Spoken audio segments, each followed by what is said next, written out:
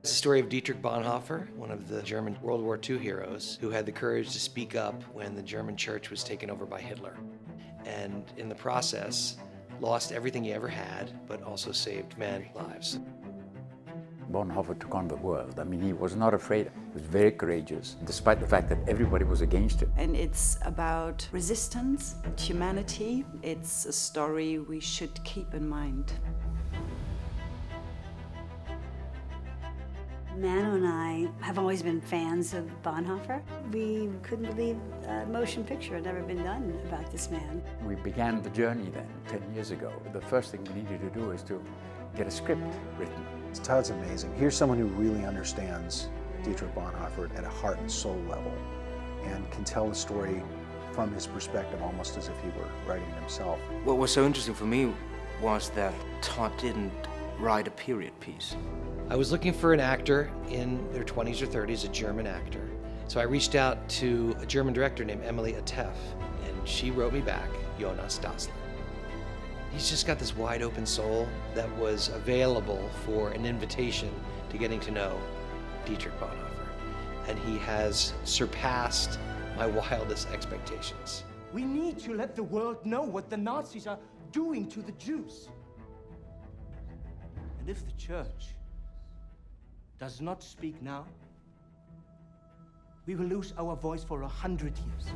Our scouts have done a fantastic job. You could find Harlem, London, and Germany all in, 2 countries. It's extravagantly beautiful to shoot a movie entirely on location and exceptionally rare. And my hat's off to the team that does this every day and night. But then when you think about beauty, both Belgium and Ireland are gorgeous countries, and you have the beauty of the architecture, and you're immediately in a faraway time. The music scenes that we filmed in Harlem/Belgium were so filled with joy, and it almost felt like documentary footage because they burst into life when the music played, and it was beautiful. And it did the same for the actors, so there was this unity on set on those days that people didn't want to leave. It was as if we were out for a night at the club.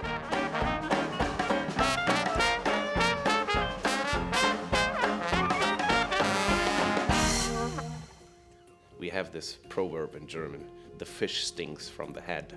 So in this case, the head is beautiful and good, and the whole thing is nice. Watching him on set, he's a real actor's director. It's fun listening in on the interactions he has with the cast.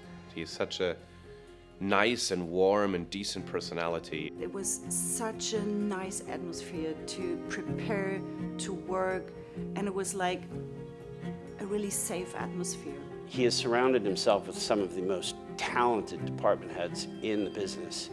It's just a dream come true for us to see this happening after 10 years, and to see the caliber of the creative team is just amazing. John Matheson became available, and I immediately rang up Todd and said, John Matheson is available. And he went, oh my God, the legend that is John Matheson. Let's book him. He's probably one of the best DOPs on the planet. And both John Matheson and John Beard, of course, have worked together many times. So that was a great shorthand right there.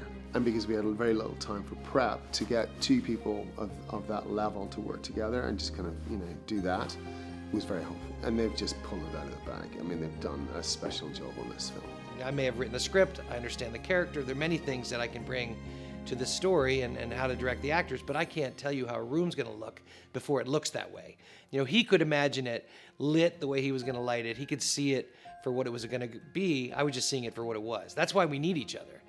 What happens is I'll be sitting at the monitor, the lights will flicker on and off, and then inevitably, always right at the end, right before we shoot, he'll whisper into the radio and a tiny little thing will change. Suddenly it looks like a painting. I won't stop speaking till the world knows why we've done what we had to do. It's about something, It's not your typical thriller, which, keeps you in your seat for like an hour and a half, and at the end, everything is all right. I think that something's going to stick with you. His story is essentially one of seeing faith, God, and duty above all else. Real political courage, real spiritual courage, it's not a magic trick. It's something that resides in us, and we are asked to be brave a lot more than we say yes.